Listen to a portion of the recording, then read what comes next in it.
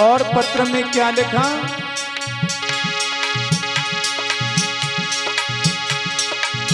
और कछु मेरे पास नहीं भैया पास नहीं, भैया पास नहीं, एक भेना दे दी शरण तुम्हारी।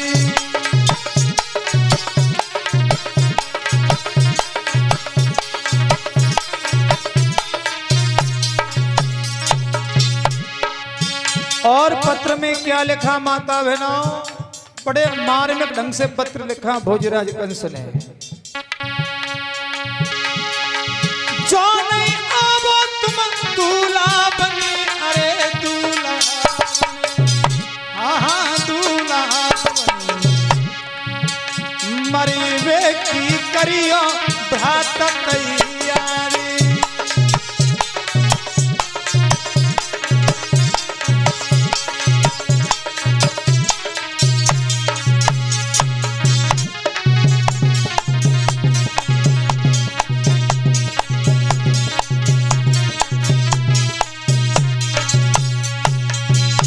पत्र लिखा और बटेश्वर के लिए भेज दिया। और जैसे ही वसुदेव के पास में वो पत्र पहुंचा, वसुदेव ने पढ़ा कि देखिए इसका कितना दिमाग खराब है, मित्र की बहन में और मेरी बहन में कोई अंतर नहीं है। लेकिन पत्र में यह भी लिख दिया, अगर आप दूल्हा बन करके नहीं आए तो मेरे हाथों से मारे जाओगे, मरने से तो अच्छा ये कि शादी कर लो। आज वसुदेव जी दूल्हा बन करके आए। भोजराज कंस ने अपनी बहन देवकी का विवाह और वसुदेव के साथ में कर दिया। और जब भोजराज कंस अपनी बहन देवकी को जब विदा करता है, विदा करते समय महाराज भोजराज कंस ने और 18वां विवाह यानी देवकी के साथ में हुआ। जब विदा किया, विदा करते समय भोजराज कंसन के ने अपनी बहन देवकी के साथ में सैकड़ों सोने के रथ आगे पीछे चलवा दिए महाराज। और 400 हाथी, 1500 घोड़े, 1800 रथ और 200 सुकुमारी अपनी बहन देवकी की सेवा करने के लिए दहेज में दी। और जब अपनी बहन देवकी को विदा कर रहा है तो देवकी भैया भोजराज कंस के गले मिलकर के रोने लगी और बोली, भैया आप मुझे विदा कर रहे हैं, सुनो।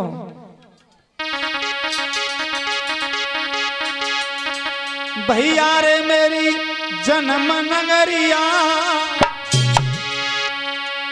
भैया रे मेरी जन्म नगरिया, काहे रहे हो छोड़वाई, मेरी जन्म नगरिया, काहे रहे हो छोड़वाई। भैया रे मेरी जन्म नगरिया, काहे रहे हो छोड़वाई। अरे माताओं, हर बेटी जब अपना घर छोड़ करके जाती है तो बेटी को बड़ा दुख होता है। और अपनी बेटी का विवाह करते समय पिता इतनी मेहनत करता है महाराज, अपने शरीर के वस्त्र भी संभाल नहीं पाता है। और जब अपनी बेटी को विदा करता है तो बड़ा कष्ट होता है माता पिता के लिए महाराज।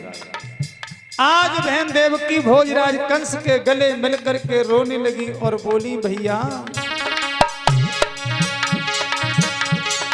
कराए दे पीले दो हाथ, कराए दे पीले दो हाथ, कराए दे पीले दो हाथ, कराए दे पीले दो हाथ। आरे उड़ाई दई चटक चुनरी,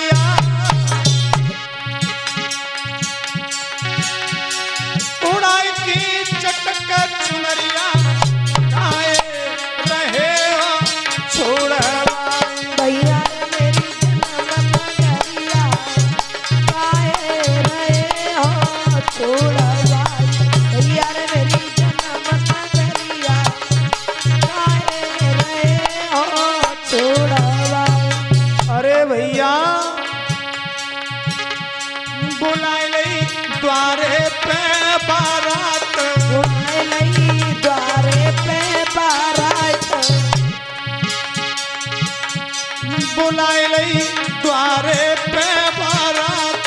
बुलाए लई द्वारे पे बारात। भैया आरे डराई रही सात भमरिया, डराई रही सात भमरिया, काए रहे हो छोड़वा। भैया मेरी जन्म नगरिया, काहे रहे हो छोड़वा। भैया मेरी जन्म नगरिया, काहे रहे हो छोड़वा। आज देवकी अपने भैया कंस के गले मिलकर के रोने लगी। और देखिए भाई बहन का प्रेम बड़ा विलक्षण होता है महाराज। आज देवकी रोती हैं और अपने भाई भोजराज कंस से कहती हैं, भैया कि कन्या की किस्मत में लिखा है और कैसा ये बुरा हाल, पलने को तो पीहर लिखा और जलने को ससुराल। होए होए होए होए जलने को ससुराल। बताओ आज बेटी अपने भाई के पास में जाती है, भोजराज कंस से कहती है कि तू तो भैया धीर बनैया और तू भी रोता डोले, और माँ तू पिता ने त्याग दी में तो तू भी कुछ ना बोले। भैया अरे तुझसे तो राखी का रिश्ता, अरे तुझसे तो राखी का रिश्ता, और तू ही मेरी ढाल, और तू ही मेरी ढाल। जन्मभूमि तो पीहर लिखा और कर्म भूमि ससुराल। भोजराज कंस समझाता है, बहन हर बेटी पीहर में बेटी का जन्म होता है और ससुराल में जलती है। अगर ज्यादा किस्मत खराब हो तो बेटी पीहर में जलेगी, नहीं तो हर बेटी ससुराल में जलती है। ये हमारी माताओं की किस्मत है। आज देवकी अपने भाई के गले मिलकर के बार बार रो रही हैं और एक बात अंतिम शब्दों में कहा अपने भाई भोजराज कंस से, भैया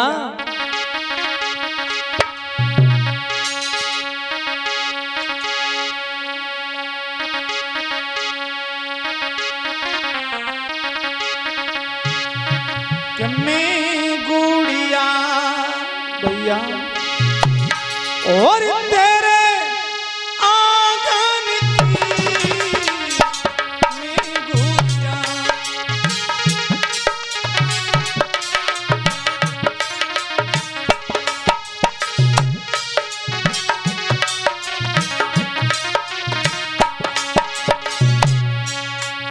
भैया मैं तेरे घर रह करके इतनी बड़ी हुई, तेरे साथ में खेली खाया, तूने मुझे बड़ा प्यार दिया और आज मैं तुझे छोड़ करके जा रही हूँ, मुझे भूल मत जाना। कभी अपनी माँ की तरफ जा करके बेटी देवकी रोती है, कभी अपने पिता से कहती पिताजी मुझे भूल मत जाना, मुझे समय समय पर अपने घर बुलाते रहना।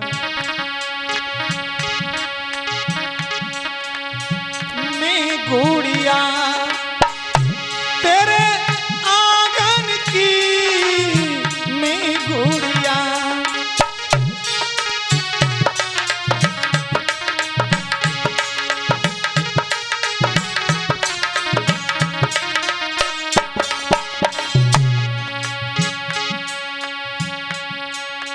बहुत दिना तेरे संग में खेली, छूट गई मेरी संग सहेली, याद आए मोए बचपन की मैं गुड़िया तेरे आंगन की मैं गुड़िया।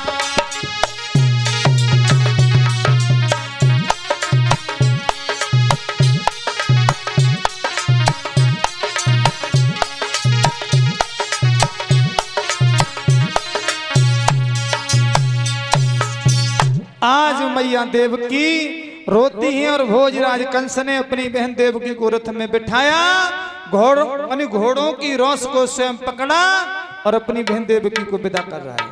और जब विदा कर रहा है तो विदा करते जा रहा है तो एकदम से आकाशवाणी हुई, अरे भोजराज कंस, तू इतने लाड़ प्यार के साथ में अपनी बहन देवकी को विदा करने जा रहा है और इसी के द्वारा 8वां जो पुत्र पैदा होगा वो तेरा काल होगा, काल होगा, काल होगा। भैया आकाशवाणी हुई, हे मूर्ख, जिसको विदा करे उसका 8वां लाल होगा। ये निश्चय हृदय समझ लेना, ये लाल तेरा ही लाल होगा।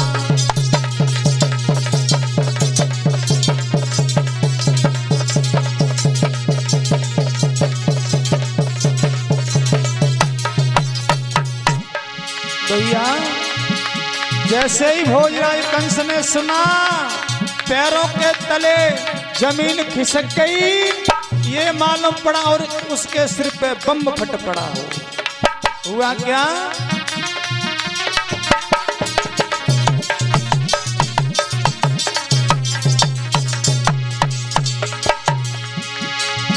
एक नवबाड़ी सुनी कंसराज के और धक्का लगो कलेजा जा।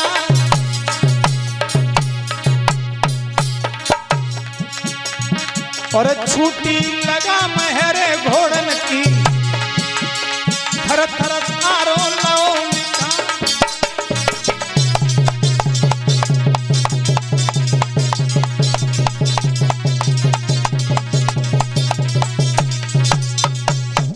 एकदम से जैसे ही आकाशवाणी हुई, घोड़ों की रोस हाथ से छूट गई और इधर उधर देखने लगा। मन में विचार कर रहा है, ये मैं क्या देख रहा हूं। एकदम से अपने म्यान से तलवार को खींच लिया और अपनी बहन देवकी के केस पकड़े और रथ से नीचे उतार लिया, घसीटने लगा। न रहो बांस और न बजाई बांसुरी, हम तो जिंदा ही नहीं छोड़ेंगे। भोजराज कंस कहने लगा, तुझे मैंने हार समझा था गला अपना सजाने को, और तू ही नागिन बन बैठी मुझे काट खाने को। आज बहन देवकी के केस पकड़े, रथ से नीचे गिरा लिया, घसीटने लगा। और हुआ क्या कि तेगालीनी हाथी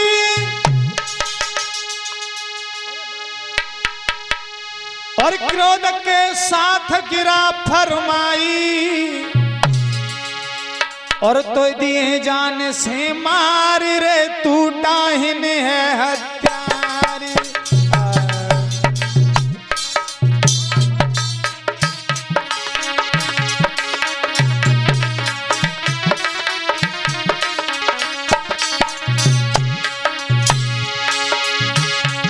और तेगालीनी हाथ क्रोध के साथ गिरा फरमाई, गिरा फरमाई, गिरा फरमाई।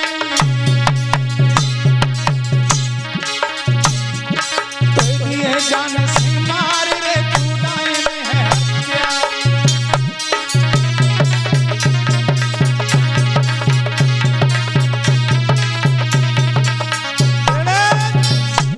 जैसे ही मारने को उद्यत हुआ, माता बहनाओं, अभी तो बड़े प्यार से विदा कर रहा है, यानी समय बदलने में कोई देर नहीं लगती है।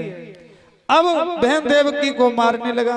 बहन देवकी दोनों हाथ जोड़ करके कहने लगी, भैया अभी तुम मुझे बड़े लाड़ प्यार के साथ में विदा करने जा रहे थे, लेकिन तुम्हें क्या हो गया?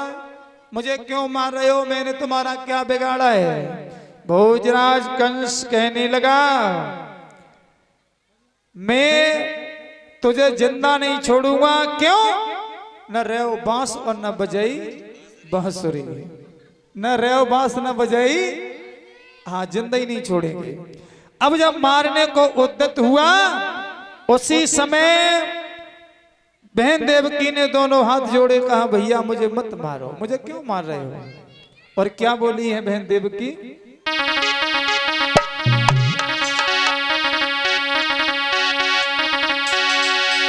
आरी देवकी ऐसी ऐसी रोवी, नीनन सी बह रही जल की धार।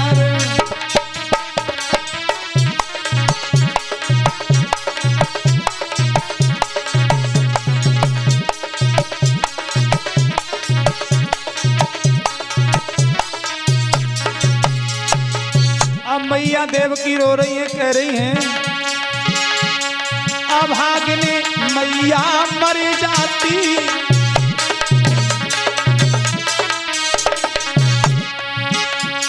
पापिनी हमको नहीं जाती, पापिनी हमको नहीं जाती। भैया अरे हुक मेरे उठती पेट में, अरे हुक मेरे उठती पेट में, करी करी समय अपने पिया ने।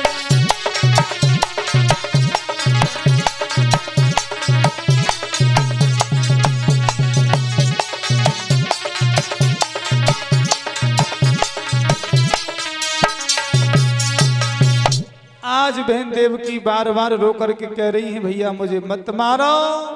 उसी समय भोजराज कंस नहीं मानता है और मारने को उद्यत होता है माता बहनाओं। उसी समय महात्मा बसदेव जी ने हाथ पकड़ लिया और कहा राजन आप भोज वंश के राजा हो और एक अबला पर हाथ उठाने में शोभा नहीं देता है, ये तुम क्या करने जा रहे हो?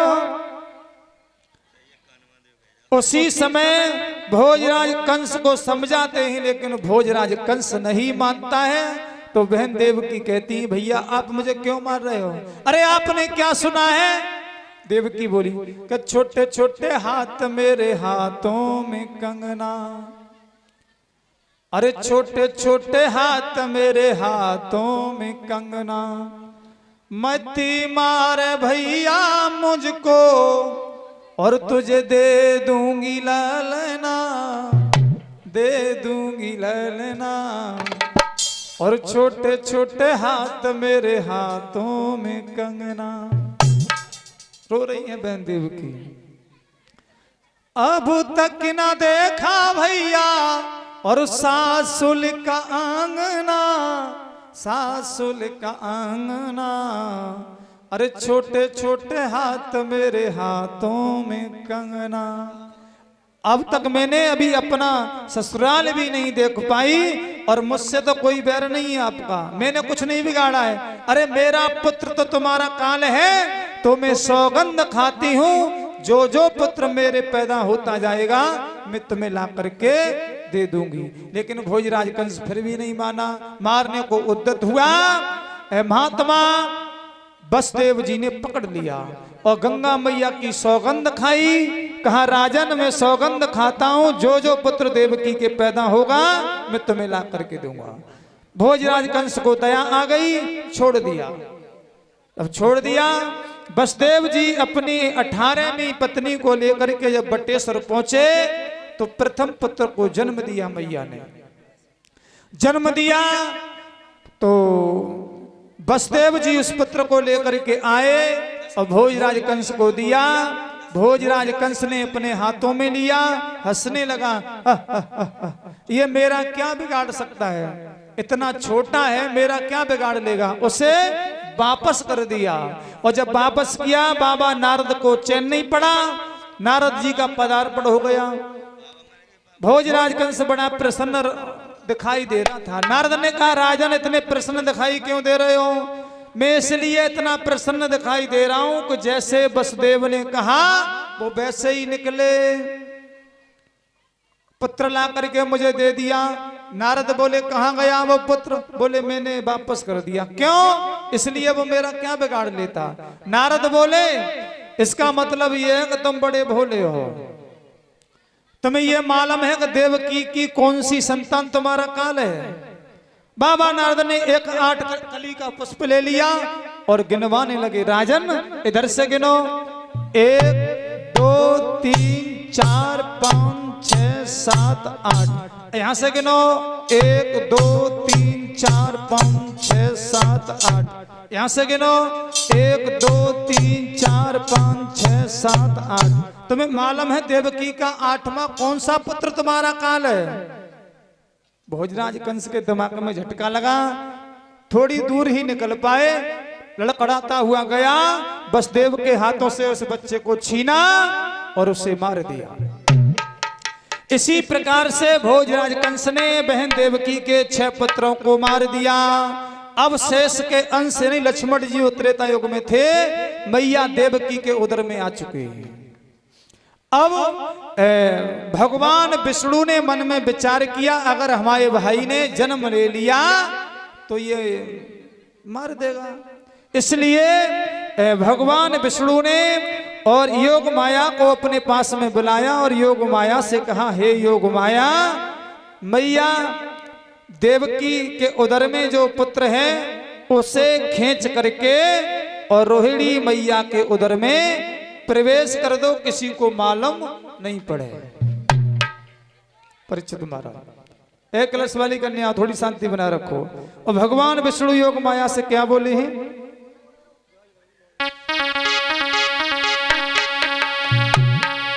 अरे राम श्याम का साथ है सदा ही सदा ही सदा ही सदा। हरे राम श्याम का साथी है सदा ही ये सदा ही। हरे राम श्याम का साथी है सदा ही ये सदा ही। मेरी वाणी पे ध्यान देना महाराज।